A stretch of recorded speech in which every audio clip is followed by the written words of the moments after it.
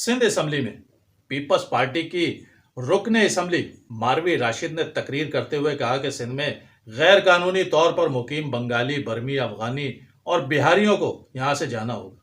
ایک scrutiny committee بنا کر سب کے شناختی کارڈ چیک کیے جائیں، جو مشکوک ہوں انہیں یہاں سے بھیجا جائے۔ اس پر اسمبلی میں ایم کیو ایم پاکستان کی طرف سے کافی شور شرابہ ہوا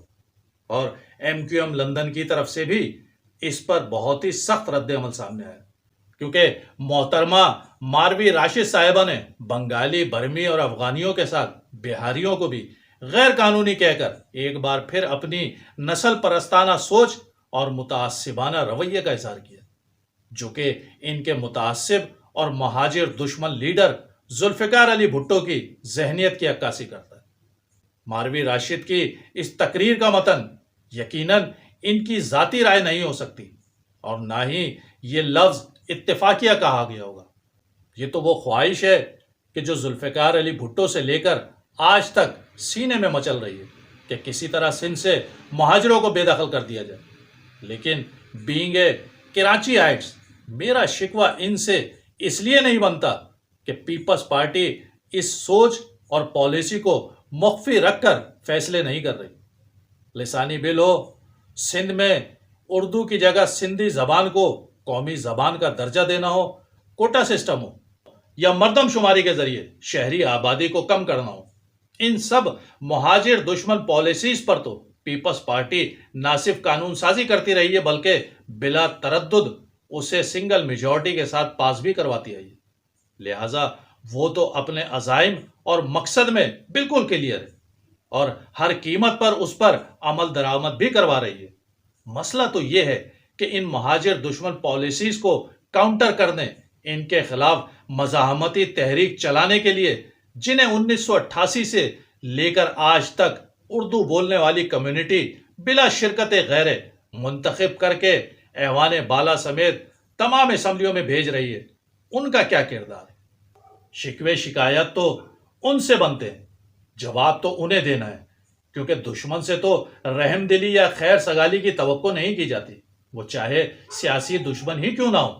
سوال تو ان سے کیا جاتا ہے جنہیں دشمن سے بچانے کے لیے مامور کیا جاتا ہے۔ یہ تو بالکل ایسے ہی ہے کہ بھارت اپنی طاقت کی مستی میں خدا نہ خواستہ پاکستان کو نقصان پہنچائے، اور ہم بجائے اپنے محافظوں سے ان کمزوریوں کے بارے میں پوچھنے کے کہ جس کی وجہ سے دشمن کو موقع ملا، الٹا ہم بھارت پر لفظوں کی گولہ باری شروع کر دیں۔ بھائی انہوں نے تو اپنی فوج کو تیار ہی اپنے مخالفین اور دشمنوں سے محفوظ بنانے کے لیے کیا ہے، تو اس تقریر پر تو ضرور رد عمل آنا چاہیے،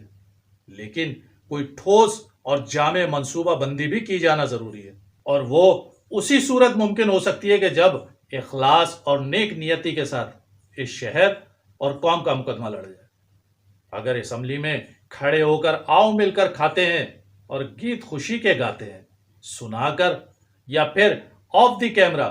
ہم سب اندر سے ایک ہیں کا پیغام قوم کو بتا کر یہ توقع رکھیں کہ قوم آپ کے ساتھ کھڑی ہوگی، تو شاید اب ایسا نہ ہو، کیونکہ مہاجر قوم کے ساتھ جس طرح ہاتھ ہوا ہے شاید ہی کسی قوم کے ساتھ ہوا ہو۔ آخر میں ماروی راشد صاحبہ کے علم میں اضافہ کرتا چلوں کہ محترمہ، پہلے آپ غیر قانونی کا مطلب اور تشریح پڑھ لیں تاکہ میری بات آپ کو آسانی سے سمجھ آ جائے۔ غیر قانونی کا مطلب جو ماورائے قانون کام کیا جائے وہ غیر قانونی کہلاتا ہے، وہ چاہے زمین پر قبضہ ہو، گھر یا کاروبار پر ہو، یا پھر کسی بھی جماعت پر ہو، جیسے کہ پیپلز پارٹی پر جو کہ سندھیوں کی جماعت ہے، اس پر غیر قانونی طریقے سے ایک زرداری بلوچ قابض ہے۔ آپ سے بہتر کون جانتا ہوگا کہ جعلی وصیت پر جعلی مینڈیٹ کے ساتھ جعلی حسب نسب لگا کر کس طرح سندھیوں کی جماعت پر آصف علی زرداری جو کہ بلوچ ہے وہ قبضہ جمائے ہوئے ہیں۔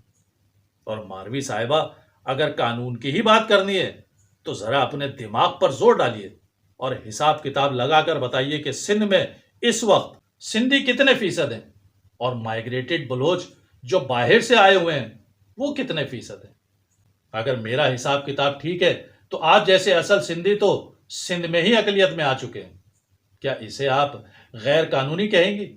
یا پھر یہ بھی اسی طرح قانونی ہے کہ جیسے سندھ میں پیپلز پارٹی کا مینڈیٹ قانونی ہے۔